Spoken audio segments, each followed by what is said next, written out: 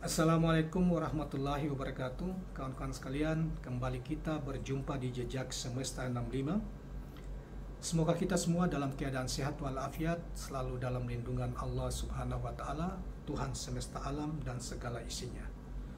Rekan-rekan sekalian, pada kesempatan yang baik ini saya akan hadirkan satu lagi hasil polling Capres dan Cawapres ya. Pilpres 2024 yang akan datang. Dan sebagaimana kita ketahui bahwa capres yang sekarang ini, cawapresnya belum ada ya, mohon maaf,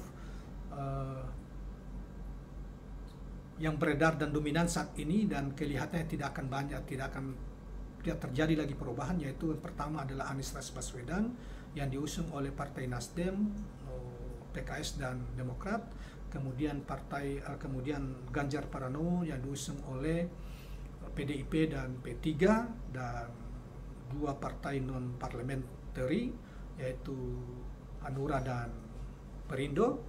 Kemudian ada Capres Prabowo Subianto yang diusung oleh Partai Gerindra, Partai Golkar, PAN dan PKB serta PBB. Salah satu partai PBB adalah partai non parliamentary parlemen. Nah, rupanya saudara sekalian, terkait dengan masalah polling hasil polling yang beredar di berbagai media setiap saat melakukan berbagai media online terutama ya dan media elektronik juga sering melakukan polling terhadap dukungan masyarakat, menjaring dukungan masyarakat, pendapat masyarakat terhadap siapa capres yang sesungguhnya mereka inginkan. Paling setidaknya itu di kalangan pembaca mereka. Misalnya kita yang ingin tampilkan pada saat ini adalah dari polling yang dilakukan oleh Kumparan News. Rupanya pada Kumparan News ini pada tanggal 14 sampai tanggal 21 ya. Tanggal 21 itu melakukan polling tiga capres ini, yaitu Anies Baswedan, Ganjar Pranowo dan Prabowo Subianto, yang sebentar lagi kita akan sampaikan hasilnya. Di berbagai tempat yang lain juga termasuk televisi Kompas juga melakukan, dan kita sudah sampaikan di video yang lain, termasuk juga bahkan melakukannya dua kali.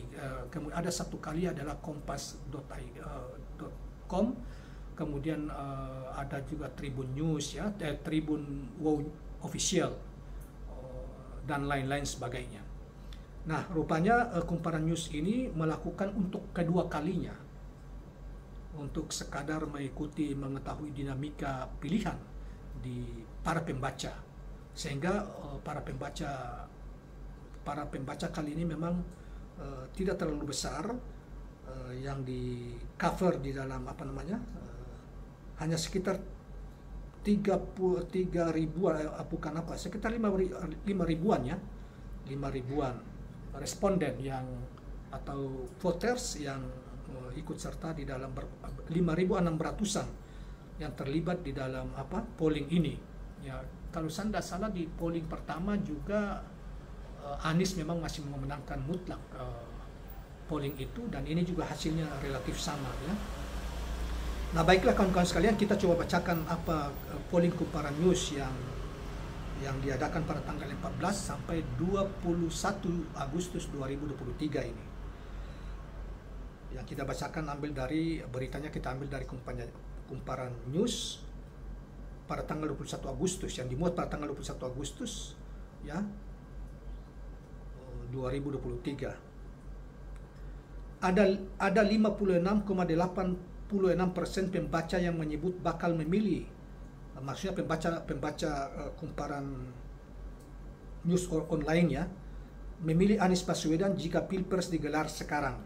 Ini didapat dari hasil polling Kumparan yang beredar pada tanggal 14 sampai 21 Agustus 2023. Berarti berakhirnya kemarin ya, 1 minggu kurang lebih berlangsungnya. Sebanyak 5.614 responden terlibat di dalam polling tersebut. Mereka yang memilih Anies mencapai 56,86% atau 3.912 voters atau peserta responden. Sementara pemilih Ganjar sebesar 22,37% atau 1.256 responden. Lalu Prabowo Subianto mendapat dukungan 20,77% atau 1.166 responden. Sebelumnya, Golkar, PKB, dan PAN mendeklarasikan Prabowo Subianto sebagai bakal capres 2023 pada Minggu 13 Agustus kemarin. Dengan begitu, Prabowo sudah mendapat dukungan dari 5 parpol, yakni Gerindra, Golkar, PKB, PAN, dan PBB.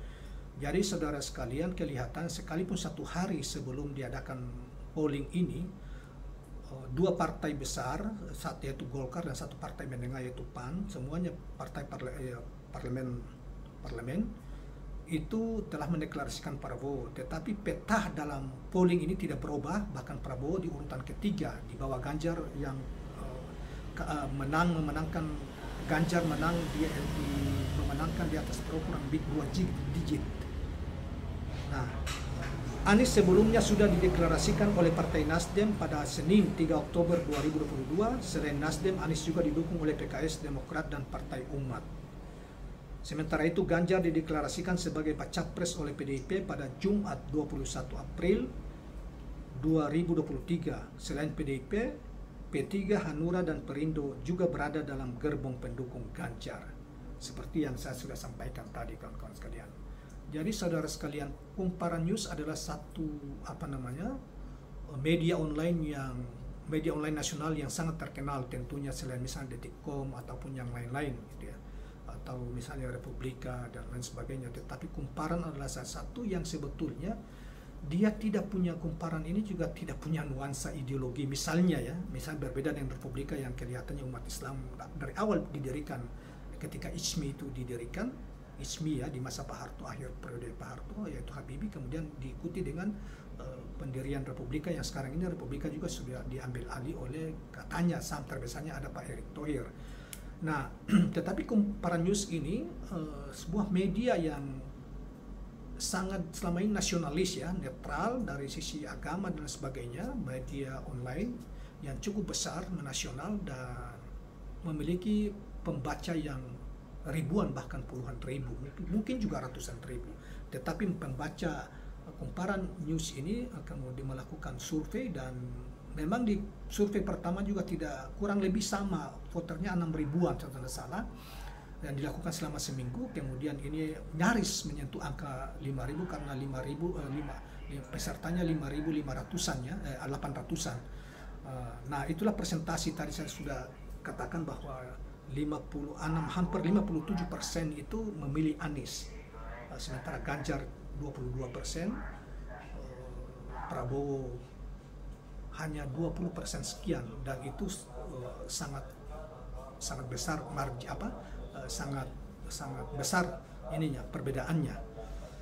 Jadi sekaligus juga mungkin juga mengkonfirmasi bahwa survei-survei yang dilakukan lembaga survei ya di luar polling ini yang dilakukan, yang selalu menempatkan Anies di underdog, dan saya kira kita semua tahulah bahwa survei-survei yang selama ini diadakan itu juga lembaga survei yang mengadakan itu yang menempatkan selalu di Anies selalu menjadi urutan ketiga. Itu adalah survei-survei yang sudah bervariasi dukungan terhadap capres-capres di mana Ganjar atau Prabowo.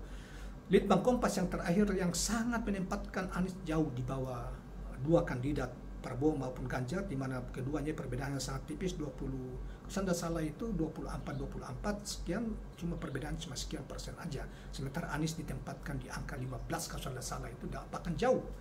Tetapi saudara sekalian, kita tidak perlu heran soal Kompas ini ya, Litbang Kompas ini. Di Pilgub 2002, di Pilgub DKI Jakarta itu Anies itu tidak dianggap sama sekali, sehingga pada suatu kesempatan Anies mengatakan bahwa ada satu lembaga survei jaringan media, yaitu Litbang Kompas yang dimaksud itu, walaupun dia tidak sebutkan dalam pidato itu, ketika Pilgub DKI itu seakan-akan bahwa tidak dianggap, kalahlah Anies itu, tidak ada apa-apanya, dan dia selalu tempatkan di urutan ketiga dan jauh di bawah Ahok dan AHY waktu itu.